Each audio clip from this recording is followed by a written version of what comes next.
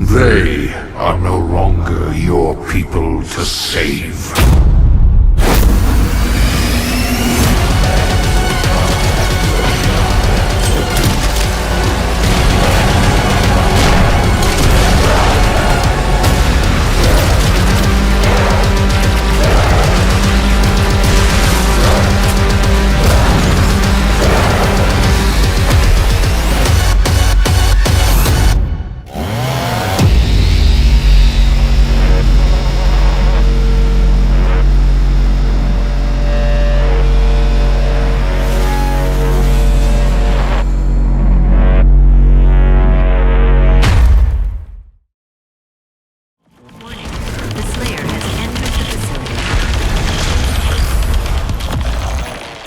Doom Eternal makes Doom 2016 look like Chex Quest. Within just a few missions of ripping, tearing and now also belching, I couldn't imagine going back to id's previous outing. Eternal had made it seem lightweight, decidedly more sluggish and with much less versatility and violence. While the 2016 iteration may have revitalised the franchise, Doom Eternal could and should revitalise an entire genre. You return as the Doomslayer following his previous blood-soaked adventure on Mars as he looks to stop the invasion on Earth by the forces of Hell. Doom Eternal doesn't waste much time in showcasing its bigger scale, a titan walking past you within the game's first 10 minutes, and the world being in grimly eye-catching desolation. He is the planet's only hope, something that Eternal revels in proving to you with its utterly intoxicating power fantasy. It's difficult to describe just how masterful Eternal's combat is in words, it being the most exhilarating and challenging FPS action I've had in some years. Every single facet of the previous game's murder has had an extra layer added to it, combos of chaos racking up as you dash and slice your way through the hordes. Eternal is The Simpsons' Bone Storm turned into a real game, inviting you into its thrill house over and over for increasingly captivating carnage. Things start off fairly simple, though Doom Eternal makes a statement of intent by having the shotgun as your starting weapon. There's no room for the simple pistol here. Over the course of the first few missions, Eternal does a great job of adding more mechanics to the mayhem, so many so that it may take a little while for you to get used to all the different inputs and how best to use them, but once you do, it's unmatched. One of the most interesting new additions to the Doomslayer's arsenal is the Fire Belch, a shoulder-mounted flamethrower on a cooldown that makes enemies drop armour. A simple mechanic for sure, but one that is a lifesaver the deeper into the game you go, it being absolutely vital in the midst of a mob while also usable as you rain down destruction with your weaponry. Players can also use grenades from a shoulder-mounted attachment, but it's in how all of the Doomslayer's abilities work together that Eternal's combat truly shines. In a single confrontation, your fingers are likely going to put into overdrive as you put together montages of bedlam that are initially almost difficult to keep up with, Doomslayer blasting his way through the opposition almost like some kind of contact form of ballet. Get to grips with it all, and it's hard to think of many other games that give players such a sense of outrageous strength and skill. Along with his new shoulder accessories, Doomslayer can also utilise the power he derived from collectible runes to do things like slowing down time while jumping, speed boosts after glory kills, and even a last chance while on the verge of death to recover some health. Those upgrades are just the start of it. You can also modify your guns with different mods and then upgrade said mods to mastery, use Praetor coins to unlock additional suit abilities, and find Sentinel crystals to buff health, armour and ammo. Though you by no means feel weak to begin with, this continuous escalation of killing prowess will make you feel like a god before long.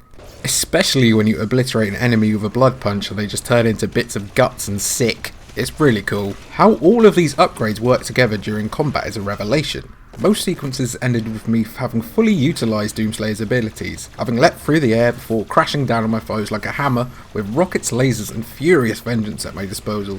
Struggling with the tides of demons, utilised the double dash, a mechanic so integral that's a large part of why I struggled to go back to the 2016 game, for some breathing space before you chainsaw, flame belch and glory kill the weakest of the horde to get back into the fight. And what a huge fight you're in for.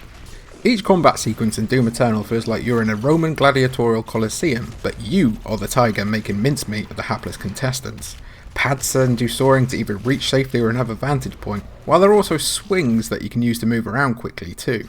Id have effectively created toy box after toy box for you to play around in, to smash things together in different ways and see what cracks a wicked smile. You may clear one room in a certain way and then approach things completely differently on your second playthrough, seeing methods of mayhem you may have previously missed. You will certainly need to be experimental in Doom Eternal to stay alive, especially with a broader variety of enemies to contend with. Zombies are basically ads, but for your benefit, them acting as walking health, ammo and armor dispensaries. Many staples of Doom's library of demons also make a return, the game smartly spawning them in increasingly difficult waves per room.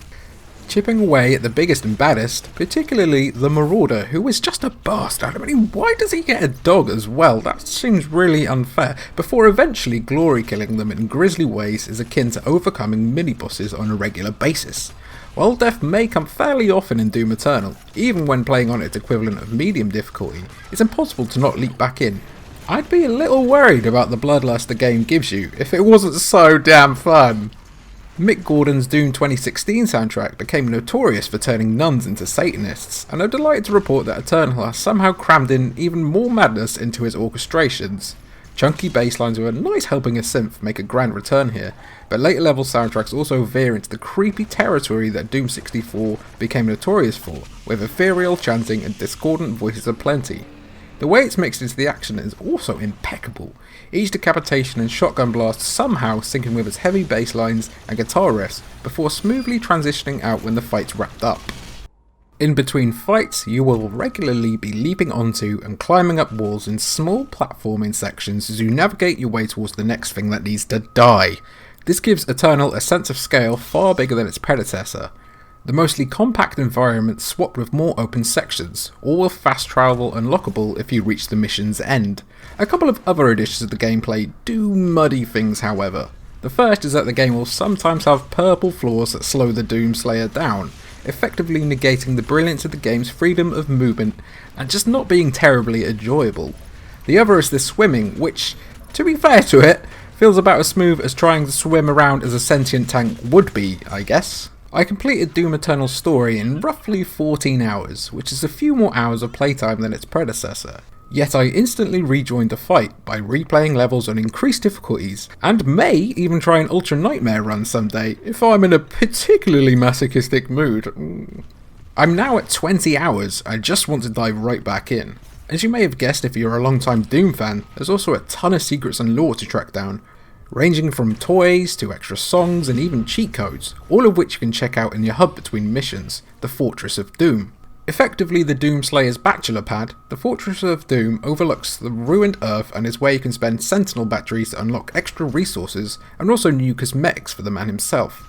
I opted to swap between the classic Doom Guy skin from the original games and the clean 2016 version, but there's plenty here to make you feel like the Doomslayer is truly yours. There's even a training area called the Repertorium where you can take on demons in your downtime, a mission select panel, and even something called the Master Levels, remixed versions of campaign missions that id will add more to over time. While it's a cool introduction overall, if there's one criticism I have of the Fortress of Doom, it's that it's a little confusing to navigate as it all looks so similar. Some basic signage wouldn't have gone amiss. Those aforementioned master levels are just one part of id and Bethesda's long-term plan to keep players coming back to Eternal.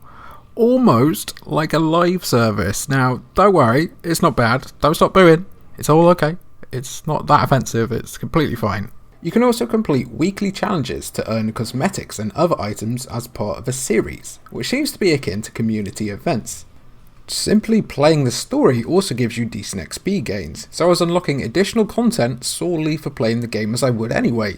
It's difficult to judge how worthy of an addition these unlocks are, as they are mostly suited to battle mode, Doom Eternal's multiplayer that was not available during the review build, but as long as they steer clear of microtransactions as they said they would, it might have one of the best examples of live service done right on their hands. Believe me, I can't believe it either, it's alright.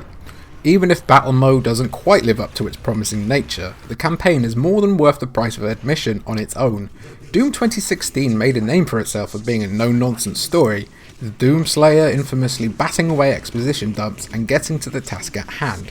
While Doom Eternal still sees the big green machine as a stoic hero, the surrounding narrative is surprisingly complex while also being packed with a lot of background lore. The world of Doom has been opened up like never before, though you can still blank it all and have a surface level understanding of the plot that's still engaging while you bash people's heads in.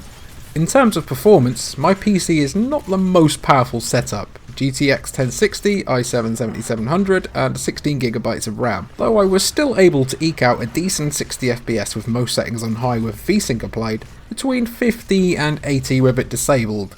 I encountered very few technical problems overall with Doom Eternal, minus some minor frame dips when the screen became overloaded with enemies, its extra time in the oven clearly paying off. Those perturbed by the UI from preview footage will be glad to know Eternal features HUD customization, including a fetching orange that I became very fond of. It is just a strangely beautiful game with a superb eye for detail in both its character and scenery work. The apocalypse has never looked quite this apocalyptic. Doom Eternal is everything you could ever want from a Doom game. It is the natural evolution of the successful 2016 reboot, a magnificent upping of stakes that is almost peerless in giving power to the player, with plenty of content to keep coming back to. If it's pure escapism you want from your video games, Doom Eternal is the dictionary definition of just that. 10 out of 10. So, that was our review. Has it made you more excited for Doom Eternal? Is there anything you'd like to know about the game? Be sure to ask down in the comment section below, and also be kind enough to leave a like and a subscribe. And also, wash your hands!